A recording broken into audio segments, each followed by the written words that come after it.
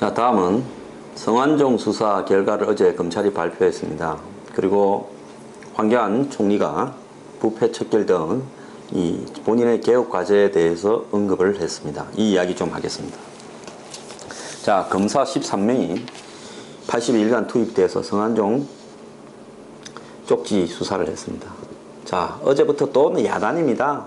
일이 될 줄 알았다. 정연한 수사한 거 아니냐. 가이드라인에 따라서 했다. 봐주기 수사했다. 친박만 봐줬다.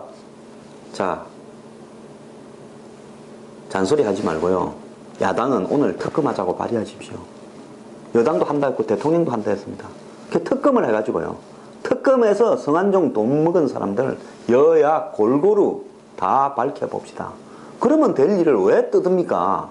애초부터 검찰 수사 안 믿었잖아요. 어떤 결론이 나오더라도. 자, 야당 특검 하겠다고 했지 않습니까? 오늘 특검 발의하세요. 그래가지고요. 특검을 임명했어요. 검찰이 가지고 있는 모든 수사 서류 다 넘겨받고 그 다음에 경남기업의 성완종이 측근들 가족들 다 불렀어요. 조사해서 돈 먹은 정치인들이 누군지 사사시 다 밝혀봅시다. 그리고 특검의 범위는요. 성완종 쪽지 8명이 되어서는 안 되고 성완종 회사를 전부 틀어서 거기에서 1조 대출과 관련되어서 누가 돈을 먹었는지 특별 사면에서 누가 관여했는지도 전부 다시 다 밝혀봅시다. 자, 성완종이가 예수입니까? 부처입니까? 그가 쪽지를 갖다 하나 써놓으면 거기 있는 사람이 다 범인입니까? 애초부터요. 성완종 씨는 순수하지 못한 목적을 띠고 폭로를 했고 자살을 했습니다. 1조 5천억이나 은행 대출을 빌렸고 5년 동안에 1조를 빌렸지 않습니까? 그 과정에서 어떤 로비를 했는가가 남산에서 은행장을 불러가 3억을 줘가지고 그 돈이 당시 정치 실세한테 전달됐다고 확인까지 됐는데도 공소시효 지났다고 수사가 흐지부지 돼버렸습니다. 수많은 돈을 뿌렸고 측근들이 100여 명 이상에게 수백억을 뿌렸다고 떠들어대지 않았습니까?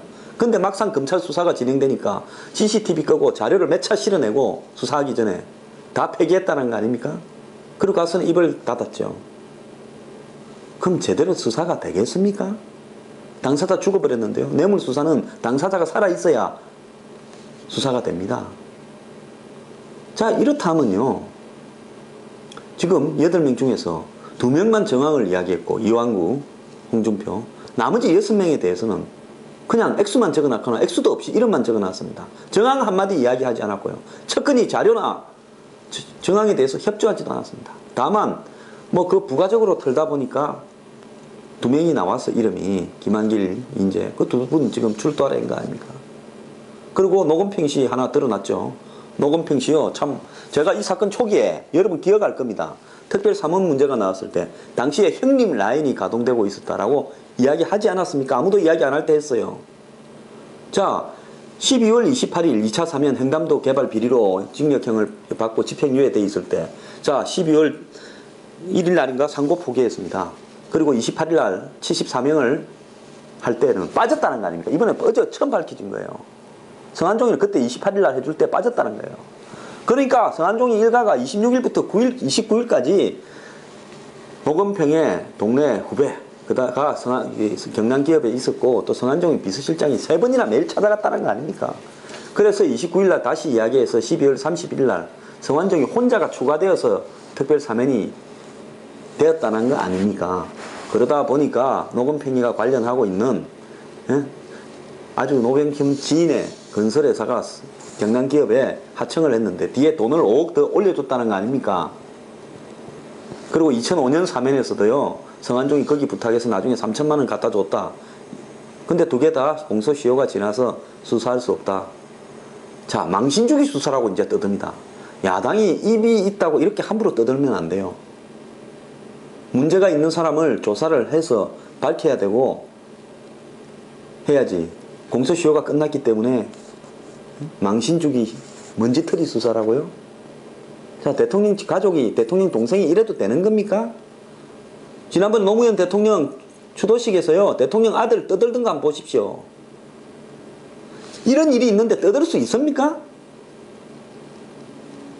자, 저도 성완종 수사 틀어보기 원해요. 저는 유병헌 수사 주장하다가 하도 깨져서 그때 특검이 하자고 양당이 말하는 거 하나 듣지 못했습니다. 자, 성완종 수사 이제 검찰이 이렇게 했으니까 오늘 야당은 원내 대책회의에서 특검을 결의해서 오후에 의총을 거쳐서 내일 아침에 특검안을 국회에 발의하기 바랍니다. 새누리당 해주겠다 했고요. 대통령 동의하겠다 했습니다. 그러면 하는 거 아닙니까? 특검안 올리지 않고요. 계속 뒤에서 수사 잘못됐다고 떠들면요. 내가 볼 때 먹은 게 많아서 자신이 없어서 그렇다고 생각을 하겠습니다. 그 다음에요. 황교안 총리가 4대 이 총리 과제를, 총리직 수행 과제를 발표했습니다. 부패, 즉 부조리라고 표현을 했네요. 부패 체결한 다음엔 또 뭐 총리 보고 야단이니까 부조리라고, 뭐 같은 성은 부십니다. 부패 체결, 안전, 규제 개혁, 그리고 사회적 약자 보호. 사회적 약자 보호라는 것이 정말 뭐 중요하죠. 우리나라에 돈과 백과 힘이 있는 사람은 뭐 돈과 힘이 없는 사회적 약자들에 대해서 함부로 하고 있는 일이 많으니까, 그래서 그걸 하겠다, 옳은 방향이라고 봅니다. 그리고 정호원 총리가 만들어 놨던 부패 척결 추진단이라는 게 있었습니다. 이 추진단이 정호원 총리가 바뀌면서 허지부지 됐는데 지금 임기가 끝났던 모양이에요. 이거 1년 동안 더 연장하겠다. 그래서 거기 안에 전담 감찰반, 즉 검찰, 경찰, 국세청, 공정위, 법무부, 관세청 등 다 동원이 되어서 거기에서 전담으로 부패 척결에 나서겠다. 근데 오늘 보니까 경찰이 한 건 했네요. 남양주 일대에 이렇게 문신을 하고 다니면서 동네 주민들, 즉 사회적 약자들을 괴롭히던 이 조폭들을 이렇게 70명이나 검거를 했답니다. 자, 저는 총리실이 앞장서서요.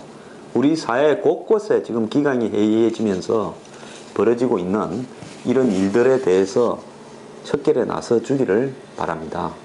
자, 황교안 총리 이제 몸을 슬슬 풀라는 모양인데요.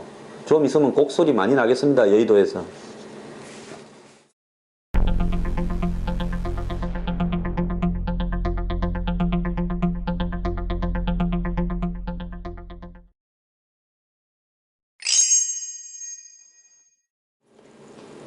나흘 만에 메르스 환자가 2명이 나와서 182명 기존 환자에 2명이 더 추가돼서 184명이 됐답니다. 그런데 이 두 환자가 다 상성병원의 의료진이랍니다. 간호사 같아요.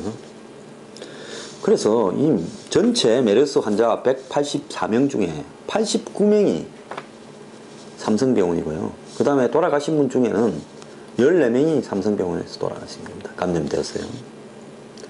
자, 삼성병원을 지금 이대로 둬서 될 것인가 하는 고민을 좀 해야 될 때라고 봅니다.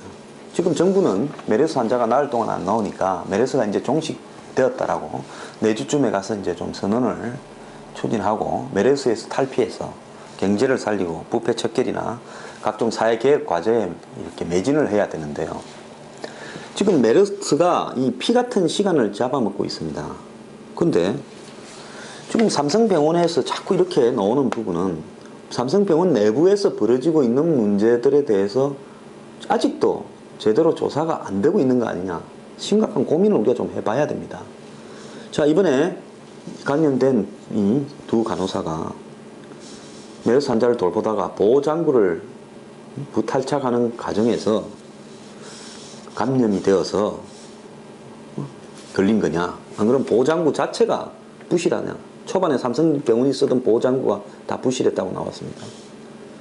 그리고 안 그러면 또 다른 기존에 알려진 부분 외에 감염원이 삼성병원 내부에 있어서 병원체에 대해서 대처를 못하는 거냐. 그래서 삼성병원에 대한 역학조사나 코호트 격리 같은 어떤 수단들이 강구되어야 되는데 이 부분에 있어서 좀 방치되고 있는 것 같아요. 자, 이제 삼성그룹을 위해서, 한국 최고 인류 세계적 기업 삼성그룹을 위해서도, 삼성병원을 위해서도 이 메르스를 완벽하게 차단하려 한다면 외부에서 전면적 통제에 들어가야 될 때라고 봅니다. 아마 제가 볼 때 삼성병원만 잡히면 메르스는 끝날 것 같습니다. 이런 어떤 부분이 나중에 메르스가 끝난 이후에 삼성이라는 이름에 얼마나 위해가 될 수 있는지 삼성그룹의 이재용 부회장은 심각하게 고민을 하고요. 결단을 좀 내려줘야 될 것 같습니다.